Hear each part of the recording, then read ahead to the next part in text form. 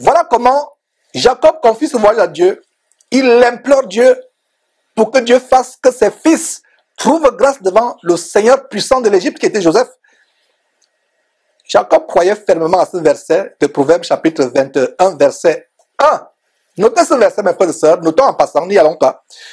Proverbes chapitre 21, verset 1 qui déclare que le cœur du roi est un courant d'eau dans la main de l'Éternel. Il, l'Éternel Dieu, incline le cœur du roi partout où l'Éternel Dieu veut, partout où il veut.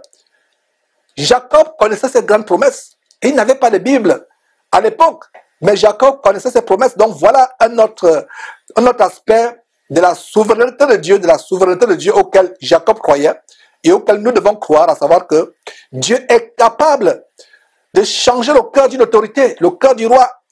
Nous devons avoir la foi ferme et inébranlable que Dieu Tout-Puissant, comme Jacob l'appelle au verset 14, a le pouvoir sur les gens, y compris sur les rois, pour nous faire trouver grâce et faveur devant eux.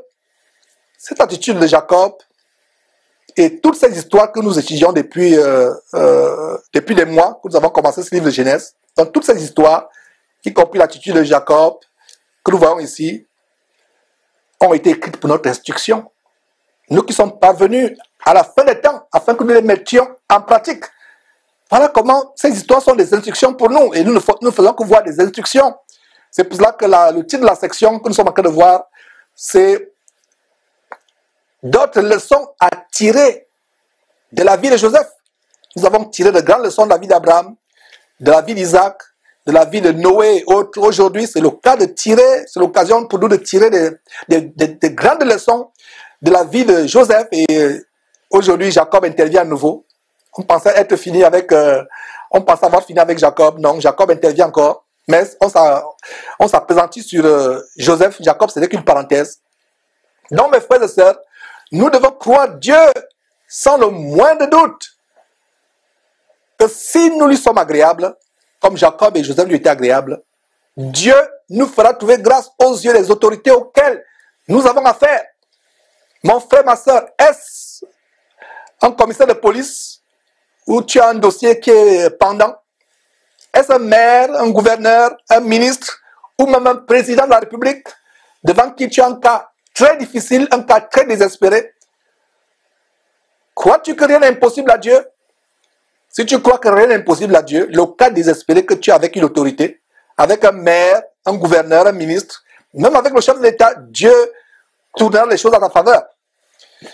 Donc ces hommes vont faire exactement comme leur père a dit.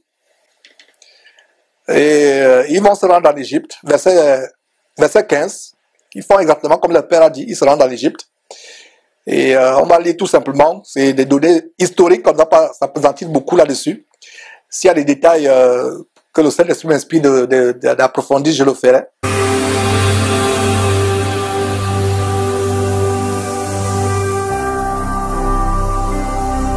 Jésus-Christ TV,